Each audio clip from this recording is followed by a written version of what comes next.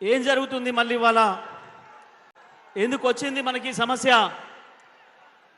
మళ్ళీ మండు టెండర్లు లెక్క పెట్టకుండా మరొక ఉద్యమానికి ఎందుకు శ్రీకారం చుట్టాల్సి వచ్చింది అన్న విషయాల్ని అన్నీ కూడా పెద్దలు కేసీఆర్ గారు వివరిస్తారు మనకు.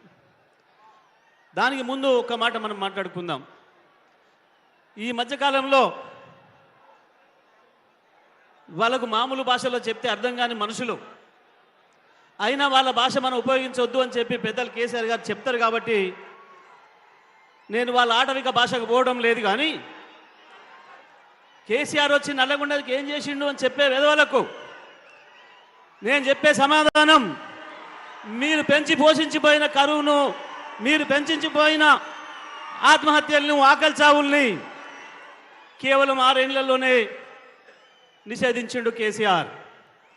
50 సంవత్సరాలు మీరు పెంచి పోషించి 2.5 లక్షల మందిని బలి తీసుకున్న ఫ్లోరోసిస్ మహమ్మారిని 6 ఏళ్లలోనే తరిమి కొట్టిండు కేసీఆర్.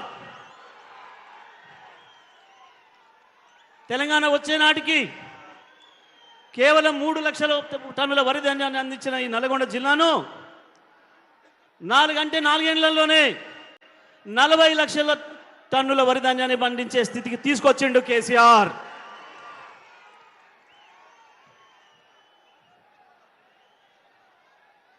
కొంతమంది చెత్తనాయలు మాట్లాడుతున్నారు, కేసీఆర్ వచ్చినాక ఖరాబ్ అయింది, మేము వచ్చి మారుస్తాం. ఏం మార్చిండ్రు? మార్స్తూనే ఉన్నారు.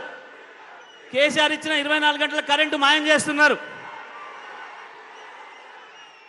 కేసీఆర్ ఉమ్మడి జిల్లాలో 10 లక్షల ఎకరాలకు ఇచ్చిన నీళ్లను మాయం చేసి ఇప్పటికే 6-7 లక్షల ఎకరాలకు తెచ్చిండు.